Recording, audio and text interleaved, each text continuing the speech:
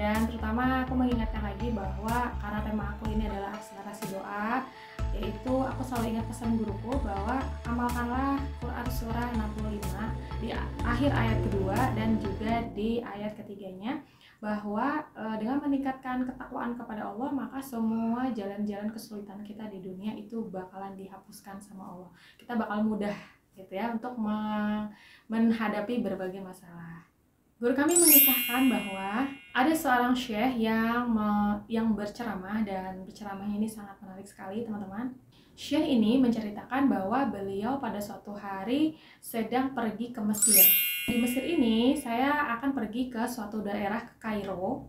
Dari Iskandaria mau menuju Kairo. Begitu saya tiba di Kairo sekitar jam 2 malam, pesawat saya selepas subuh mau kembali ke Saudi. Kemudian saya bilang pada pengurus masjid bahwa saya akan mampir ke masjid. Yang kemarin saya ceramah waktu di Kairo itu, saya mau tinggal di sana mungkin sekitar 2-3 jam istirahat. Kemudian saya akan berangkat ke Saudi habis subuh.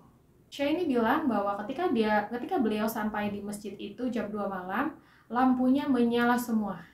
Kemudian setelah masuk ke masjidnya, saya temukan seseorang di tempat mihrab imam lagi sujud nangis-nangis, teman-teman. Dan tangisannya itu kalau teman-teman mendengar ya, orang lain mendengar itu ikut juga ingin menangis. Saking luar biasanya orang ini merengek sama Allah, teman-teman, dalam sujudnya. Kemudian kata Syekh ini, ya Allah, kabulkanlah permohonan orang ini ya Allah. Walaupun saya juga belum tahu apa yang dia minta. Kemudian Syekh ini bilang ketika selesai sholat, saya dekati orang ini. Masya Allah, doa apa ini? Luar biasa. Doa yang diikuti dengan tangisan di sepertiga malam menjelang subuh. Allah turun ke langit bumi, dikabulkan nih. Dia bilang, demi Allah Syekh, dia nggak tahu sebenarnya orang ini ulama gitu kan. Istri saya sekarang sedang dirawat di rumah sakit dan saya harus bayar 14.500 jene atau ponnya Mesir. Saya harus bayar rumah sakit. Kalau tidak, istri saya nggak bisa dioperasi. Ini sudah parah sekali. Kata syekhnya, jadi gara-gara itu engkau menangis. Kalau begitu lanjutkan menangis sama Allah. Allah tidak akan menyanyiakan orang yang ikhlas meminta kepadanya. Lanjutkan. Nikmati sujudmu, pasti Allah akan memberikan jalan keluar. Kemudian orang ini bilang, baiklah. Kemudian orang ini kembali lagi bersujud dan menangis lagi, teman-teman. Baiklah kalau begitu, saya mau tidur dulu, kata syekh ini. Beliau istirahat 1 jam, kemudian menjelang azan subuh, ada marbot masjid datang membangunkan saya.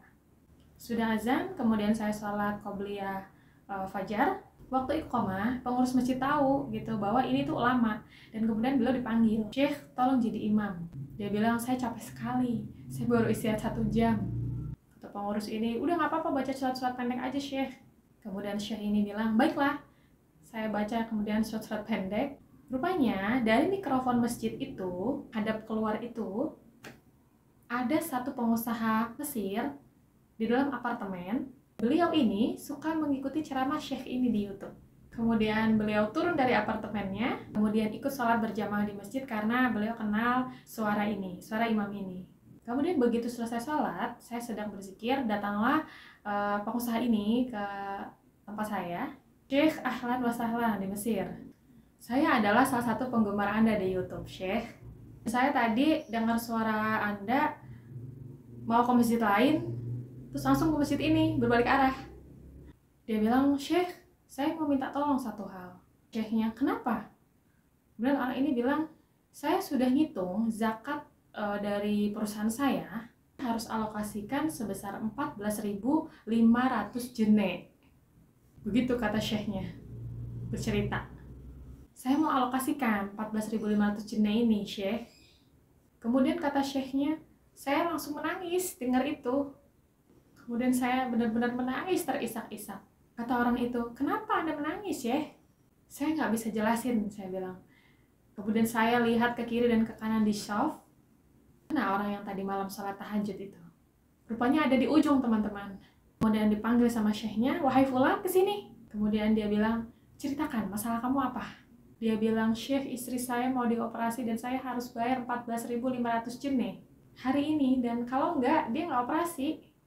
Kata Syekhnya, tiba-tiba si pengusaha ini juga nangis-nangis, teman-teman. Kemudian orang ini juga heran, kenapa kalian berdua menangis?